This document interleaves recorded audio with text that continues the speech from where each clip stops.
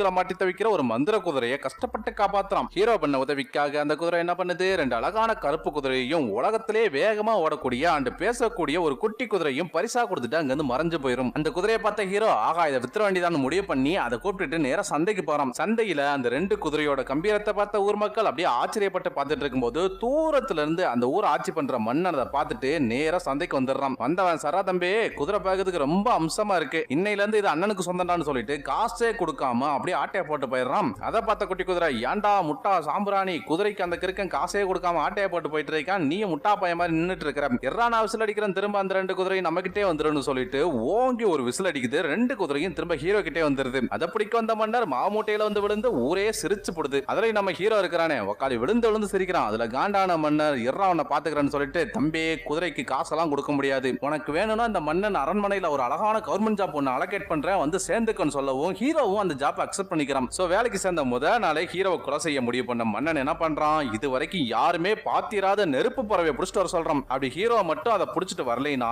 மரண தண்டனை கொடுப்போம்னு சொல்லி அங்கிருந்து அனுப்பி விடுறான். இந்த விஷயத்தை ஹீரோ போய் அவனோட குட்டி குதிரை கிட்ட சொல்ல, விடு பங்காளி நான் இருக்கும்போது நீ எதுக்கு கவலைப்படுற, நான் எல்லாத்தையும் பாத்துக்கிறேன்னு அவனை முதுகலை ஏத்திக்கிட்டு அப்படியே சிட்டா தெரிச்சிருது. ரெண்டு பேரும் பீனிக்ஸ் பறவையை தேடி காடு கடந்து மலை கடந்து கடல் கடந்து அப்படியே பாலைவனத்துக்கு போய் சேர்றாங்க. இவங்க ரெண்டு பேரும் வரும்போதே போதரக்கூடிய கடலையும் எடுத்துட்டு வந்திருப்பாங்க. அதை முதல் வேலை என்ன பண்றாங்க, அந்த பாலைவனத்துல தூவி விட்டுட்டு பீனிக்ஸ் பறவைக்காக வெயிட் பண்றாங்க. அந்த கடலையோட வாசத்துக்கு பீனிக்ஸ் பறவையும் மண்ணுக்குள்ள இருந்து வெளியில வந்து எல்லா கடலையும் மொச்சுக்குன்னு பொறுக்கி தின்னதுக்கு அப்புறம் அப்படியே மயங்கி தண்ணிக்குள்ளே பொத்துன்னு விழுந்துரும். நம்ம ஹீரோவும் அப்படியே வலைய விரிச்சு பிடிச்சிடறான். அடுத்த மறுநாள் காலையில போதை தெளிஞ்சு வந்திருக்கிற பீனிக்ஸ் பறவை அதோட நிலைமையை நினைச்சு ரொம்பவே ஏங்கி அழுகுது. அதை பார்த்த ஹீரோ மனசு உடைஞ்சு போய் அந்த பீனிக்ஸ் பறவையை அவுத்து விட்டுறான். அதுவும் சந்தோஷமா பறந்து போகுது. அப்படி போறப்போ அவனுக்கு உதவி செய்யறதுக்காக ஒரே ஒரு ரெக்கையை மட்டும் அவன்கிட்ட பிச்சு போட்டு போயிருது. அந்த ரெக்கை எடுத்த ஹீரோ நேரா அரண்மனைக்கு போறான். ராஜா கிட்ட ரெக்கையை கொடுத்துட்டு இந்தாங்க நீங்க கேட்ட பீனிக்ஸ் பறவையோட ரெக்கன் கொடுக்க, ஏப்பா தம்பி உன்னை பீனிக்ஸ் பறவை தானே பிடிச்சிட்டு வர சொன்னேன், நீ ஏதோ காக்கா ரெக்கையை புடிங்கிட்டு வந்தது இல்லாம என் கதை வேற விடுறியா, சாவுடான்னு மரண தண்டனை கொடுத்துறான். சோ ஹீரோவோட தலை வெட்டுறதுக்காக கூட்டிட்டு போறாங்க. அப்ப குட்டி குதிரை சரி இவனை நம்ம தான் காப்பாத்தணும் போலன்னு நினைச்சிட்டு காப்பாத்த ரெடி ஆகுது. அப்போ வானத்துல